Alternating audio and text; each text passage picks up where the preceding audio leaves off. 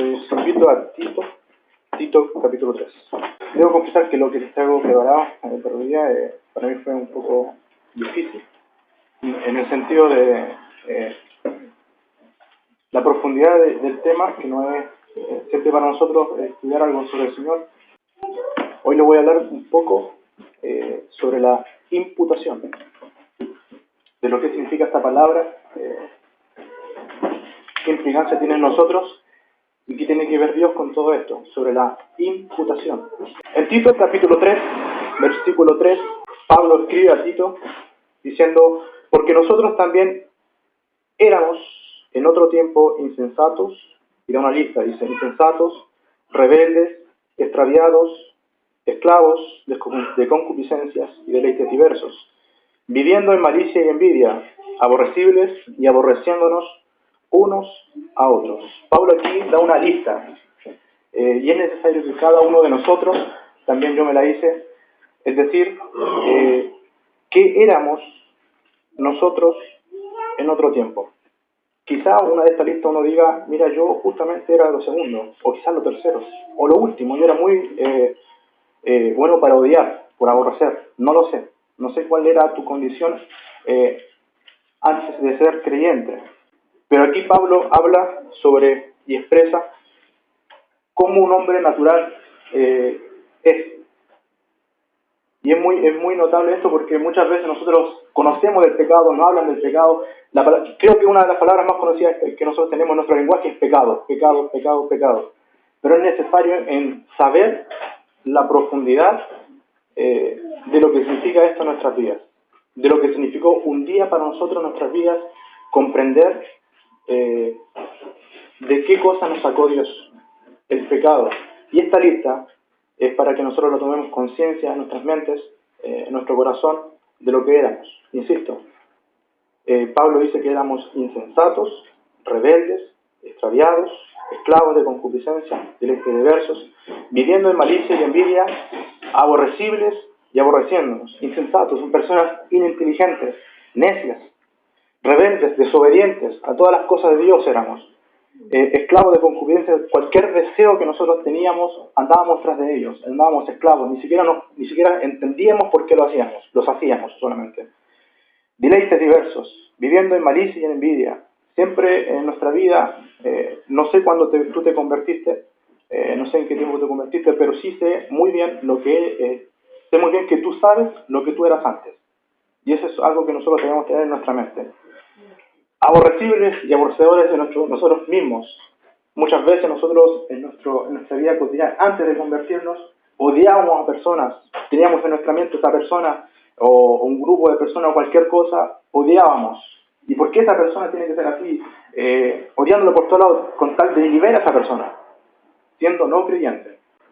Y es así como la Biblia, nosotros yo creo que todos sabemos, hemos escuchado muchas veces sobre el pecado, anuncia y declara que el pecado primeramente es absolutamente universal.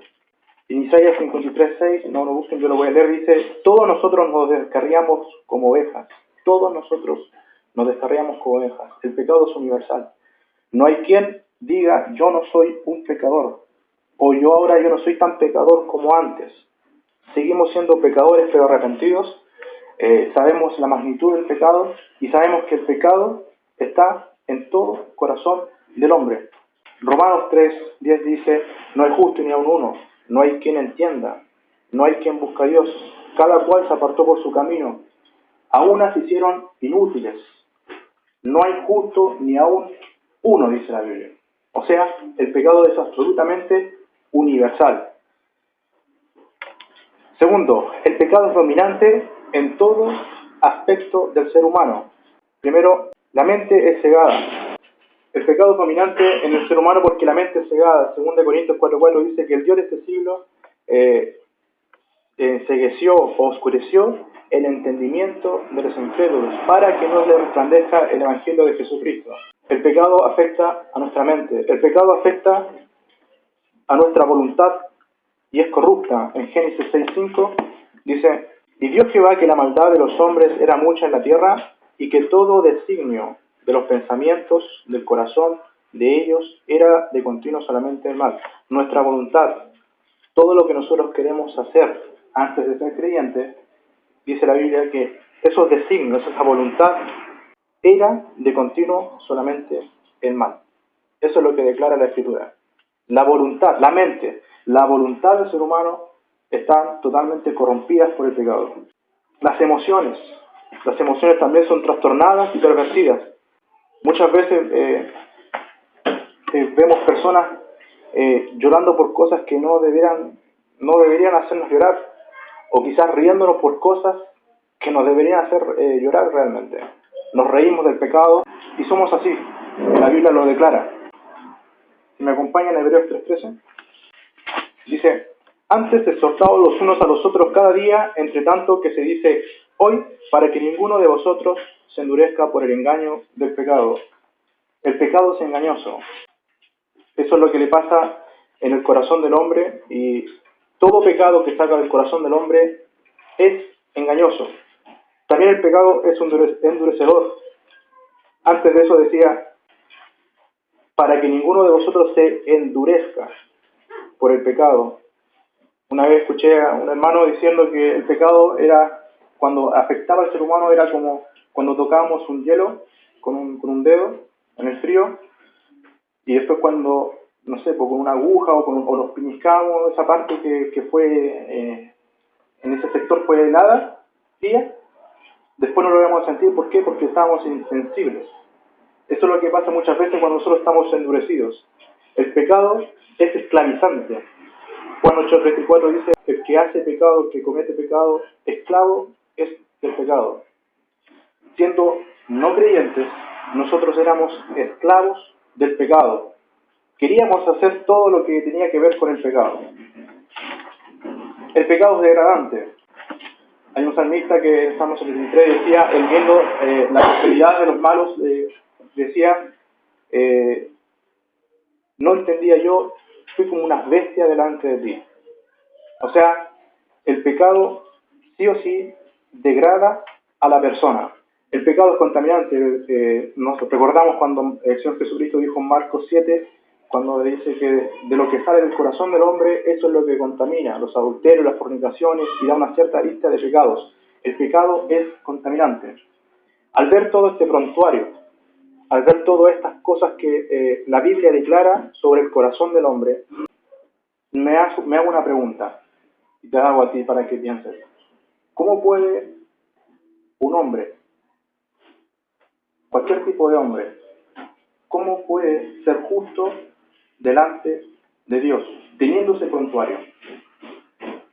Ese que ya le acabo de decir. ¿Cómo un hombre puede ser justo delante de Dios?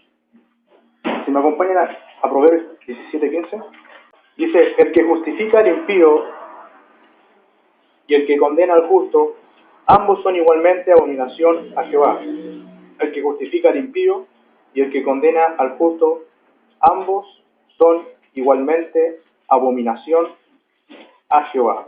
Lo que está diciendo aquí este versículo, que si dentro por decirlo de una forma, del nivel del mundo, de humano, una persona que justifica a un impío, dice la Biblia que es abominación a Jehová. Entonces la pregunta tiene que ser, ¿cómo Dios, siendo recto, justo, con un carácter justo, santo, cómo Dios puede justificar a un impío con ese prontuario que nosotros acabamos de leer, que le acabo de decir? ¿Cómo Dios puede hacer justo a un hombre sin ser aborrecible a sí mismo?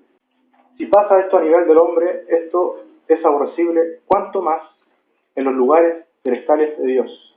Tenemos que pensar en eso. Y es aquí donde sale esta palabrita de la imputación. Voy a leer un poco la definición de lo que significa imputación. Viene del griego logisomai, de ahí donde sale la palabra logística. Hacer inventario significa estimar. Algunos sinónimos son estimar, guardar rencor, inculpar, atribuir, tener por cierto, concluir, considerar, contar, tomar en cuenta, tener por. Me voy a quedar con dos de ellos: atribuir y tomar en cuenta. Si me acompañan ahora a Filemón, es uno de los ejemplos más claros que existe en la Biblia. Dice, desde el versículo 9 dice, más bien te ruego por amor, siendo como soy, Pablo ya anciano y ahora además prisionero de Jesucristo, te ruego por mi hijo Onésimo, a quien engendré en mis prisiones, el cual en otro tiempo te fue inútil, pero ahora a ti y a mí nos es útil, el cual vuelvo a enviarte, tú pues recíbele como a mí mismo.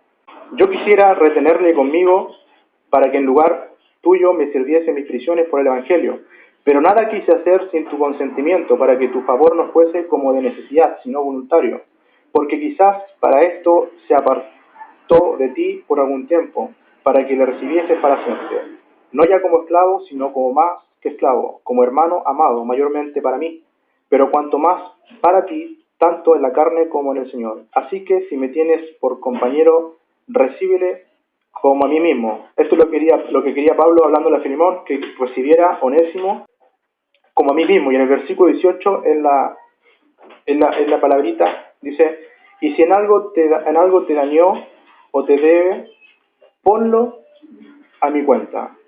Y es esta palabrita, y este es el ejemplo, creo yo, uno más ilustrativo, para referirnos ahora a Jesucristo, y de lo que significa esta palabra, que es imputación, que significa atribuir o poner a la cuenta de.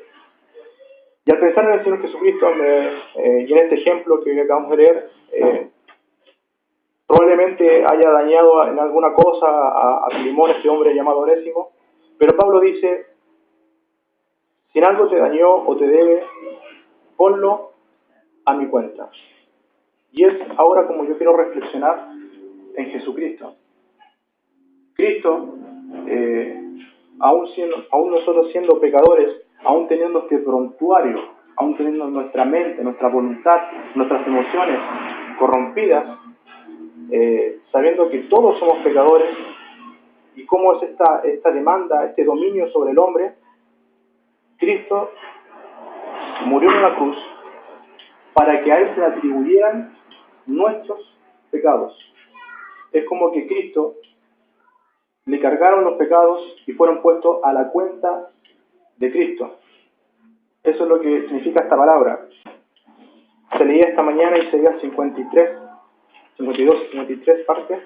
Un pasaje que se ocupa, yo pienso que la imputación tiene mucho que ver con la sustitución y muchos otros atributos, la justicia, la ira de Dios. Desde el versículo 53, del versículo 5 en Isaías dice, mas Él herido fue por nuestras rebeliones, molido por nuestros pecados, el castigo de nuestra paz fue sobre Él, y por su llaga fuimos nosotros curados. Mas Él, si vemos estos versículos para abajo, siempre va a salir Él, por nosotros, por nuestras. Siempre se va a repetir eso, por Él, mas Él herido fue por nuestras. Y quiero llegar al versículo 6 donde dice, todos nosotros nos descarriamos como ovejas, cada cual se apartó por su camino, mas Jehová cargó en Él el pecado de todos nosotros. Empezó diciendo que era algo muy difícil de comprender lo que significa esto, de la imputación. Es algo que nuestro entendimiento no logramos quizás saber de lo que ocurrió en la cruz. Dice, mas Jehová cargó en Él. Mas Dios lo puso. Y fue todo nuestro pecado atribuido. Fue nuestro pecado puesto a la cuenta de Cristo, ahí en la cruz. Eso es lo que significa ese término de imputación. Nuestros pecados fueron atribuidos a Cristo, está la justicia de Cristo. Un ejemplo que encontré de los más notables es el de Abraham, y aquí mismo está la respuesta de cómo Dios puede justificar a un impío. Desde el versículo 3 dice, capítulo 4 Romanos, versículo 3 dice, porque ¿qué dice la Escritura? Creyó Abraham a Dios y le fue contado por justicia. Ahí no sale la palabra contado. Es así como ocurre esta transacción, ocurre este hecho sobrenatural. A Dios, a Jesucristo le es atribuido, puesta a cuenta, nuestros pecados, pero a la vez, como le pasó a Abraham, al creer el ser humano, nos es atribuido la justicia de Cristo. Tiene como dos partes la imputación, una parte negativa y una parte positiva. A Cristo, nuestros pecados, y a nosotros nos es contado su justicia al creer.